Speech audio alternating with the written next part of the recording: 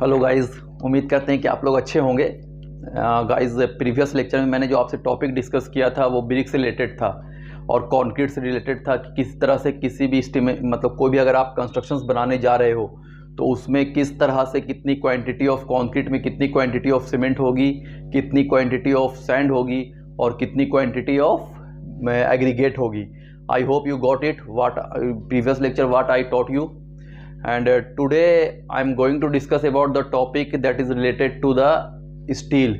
Means today I am going to teach you that suppose you are going to construct any type of structures, then how much quantity of steel we required to construct that type of structure. Suppose you are going to construct a slab, you are going to construct a column, you are going to construct a beam, you are going to construct a foundations. तो in that what are the quantity of steel we generally require. तो आज हम लोग guys वही पढ़ने जा रहे हैं कि स्टील की क्वांटिटी कैसे हम लोग निकालेंगे किसी भी कंस्ट्रक्शंस में। तो आज हम लोग देखेंगे कि स्लैब में स्टील की क्वांटिटी कैसे निकालेंगे। क्लियर? तो गाइस एक्चुअली मैं ये बोलना चाह रहा हूँ कि मैं जो लेक्चर लूँगा वो हिंदी में भी लूँगा और इंग्लिश में भी लूँगा, because I got the message that for some of the student that please take the lecture in English also. So मैं कोशिश करूंगा कि मैं इंग्लिश में भी लूं और उस चीज़ों को थोड़ा हिंदी में भी उसको मतलब कवर करूं। ठीक है, इससे दोनों को जो स्टूडेंट्स को हिंदी समझ में आता है वो हिंदी समझेंगे और जो स्टूडेंट को इंग्लिश समझ में आता है वो इंग्लिश समझेंगे। ठीक है, और जिन्हें दोनों समझ में आता है दैट इज़ बेटर। क्लियर? सो पहला टॉपिक जो हम लोग का डिस्कस करेंगे गाइज वो है कि किसी भी स्लैब में स्टील की क्वान्टिटी हम लोग कैसे निकालते हैं। तो टॉपिक हम लोग लिख लेते हैं सबसे पहले, हाउ टू कैलकुलेट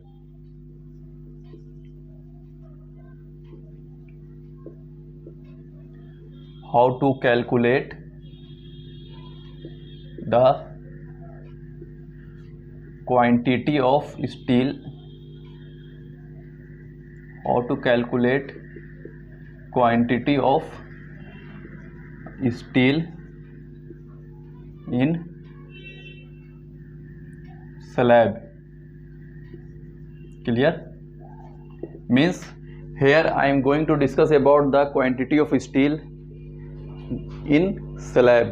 मतलब कोई भी स्लैब आप जब बना रहे हो तो स्लैब में क्वांटिटी ऑफ स्टील मतलब स्टील की क्वांटिटी कितनी होगी। स्टील मतलब रॉड जो होता है, ठीक है ना, जिसको हम लोग हिंदी में छड़ कहते हैं। तो सब देखो, जनरली आज जो मैं डिस्कस करूंगा वो मैं करूंगा थंब रूल का। क्लियर? कि जनरली दो तरह के थंब रूल होते हैं। There are two types of thumb rule we generally consider to find out the quantity of steel in the slab.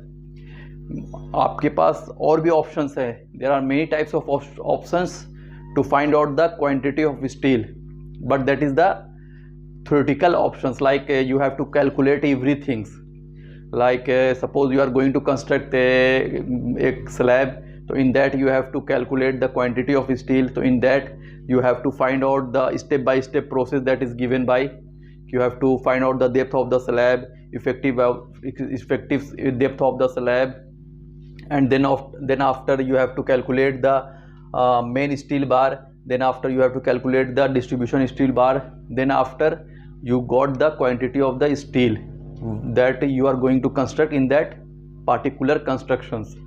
तो आज हम लोग जो गाइज वो डिस्कस करेंगे वो सिर्फ सिंपल करेंगे कि थंब रूल आज मैं आपको बताने जा रहा हूँ। ठीक है, नेक्स्ट क्लास में हम लोग पूरा बताएंगे अच्छी तरह से कि क्या क्या मतलब प्रोसेस होते हैं अच्छे से। आज हम लोग सिर्फ एक नॉर्मल आदमी के लिए भी ये जानना ज़रूरी होता है। ठीक है ना, एक थंब रूल से suppose you are going to construct any type of building and you are not a civil engineer, so you should have knowledge about that कि how much quantity we generally require to construct the slab.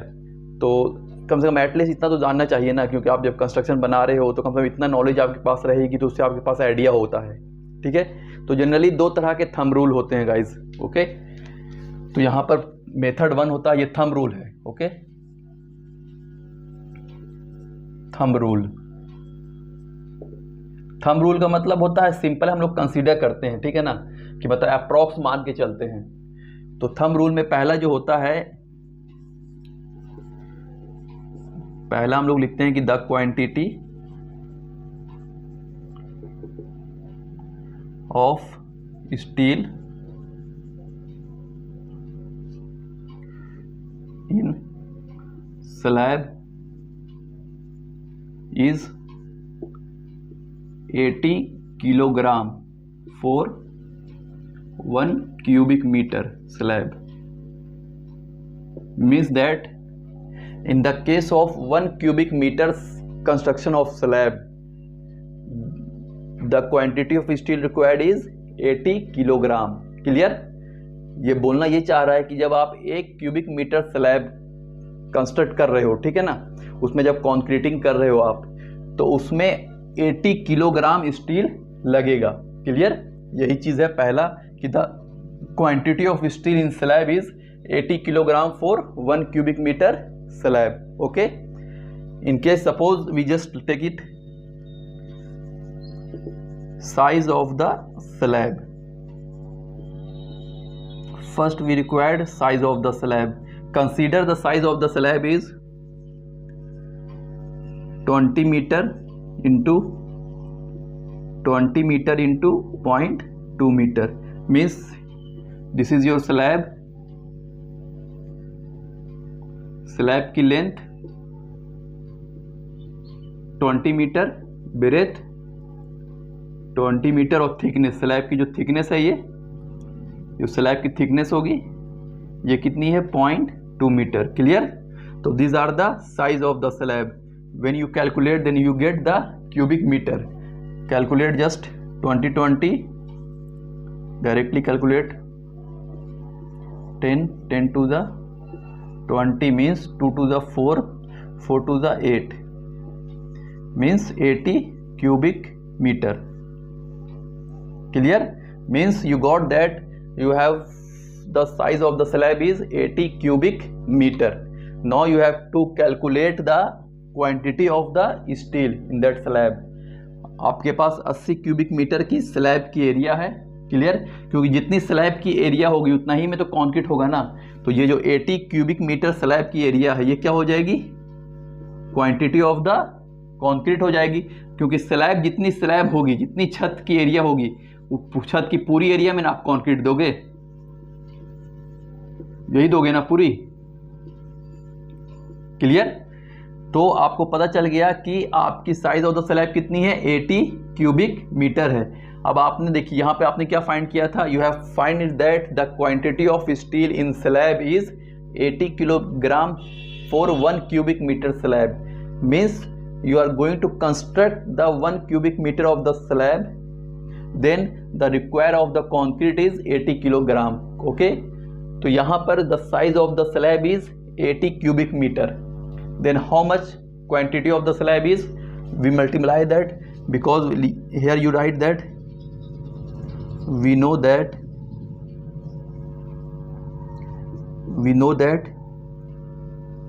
1 cubic meter is equal to 80 kilogram steel require.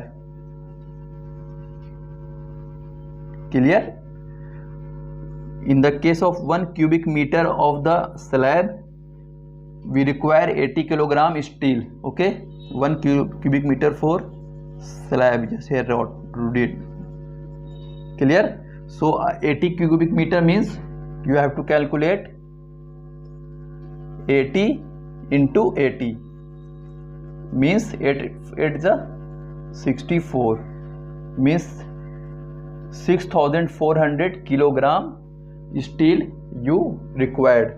And then we convert 6.4 metric ton. Clear?